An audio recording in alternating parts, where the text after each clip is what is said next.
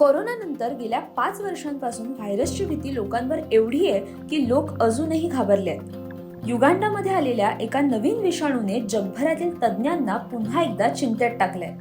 अलीकडे युगांडामध्ये डिंगाडिंगा नावाच्या विषाणूचा प्रादुर्भाव वाढलाय।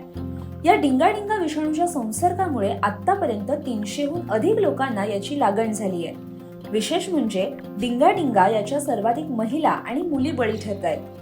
या आजाराला डिंगाडिंगा म्हणजेच डान्सिंग डिसीज असं नाव देण्यात आलंय। स्थानिक बोलीभाषेमध्ये याचा अर्थ नृत्य करण्यासारखे थरथरणे असा होतो।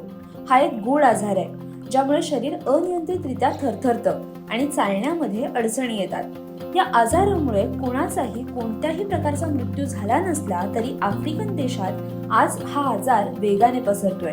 नक्की काय आहे डिंगाडिंगा आजार, त्याची लक्षणं काय आहेत आणि हा आजार नक्की आला कुठून याविषयी जाणून घेऊयात। डिंगाडिंगा या आजाराची युगांडाच्या बुंडीबुग्यो जिल्ह्यात प्रथमतः नोंद करण्यात आली।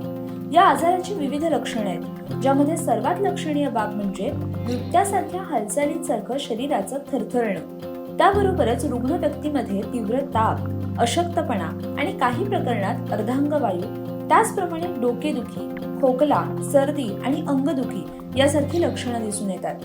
डिंगाडिंगा आजाराची लक्षणं म्हणजे ताप येणे, डोकेदुखी, खोकला, सर्दी आणि अंगदुखी। युगांडाच्या आरोग्य विभागाने अद्याप डिंगाडिंगा विषाणूमुळे झालेल्या मृत्यूबाबत कोणतीही माहिती दिलेली नाही। लोकांना वेळेवर औषधं घेण्याचा सल्ला दिला जातोय। या आजारापासून बचाव करण्यासाठी आतापर्यंत कोणतीही लस उपलब्ध नाही। मिळालेल्या माहितीनुसार संक्रमित लोकांवर अँटीबायोटिक्स देऊन उपचार केले जात आहेत। या आजारातून सावरण्यासाठी सुमारे 1 आठवडा लागतो। हा आजार टाळण्यासाठी आरोग्य विभागाने लोकांना स्वच्छ राहण्याचा सल्ला दिलाय। तसंच त्यांना कोणत्याही संक्रमित व्यक्तीच्या संपर्कात येण्यास मनाई करण्यात आली आहे। अशाच नवनवीन आणि माहितीपूर्ण व्हिडिओसाठी आणि बातम्यांच्या अपडेटसाठी माय महानगर लाईव्हला नक्की सबस्क्राईब करा।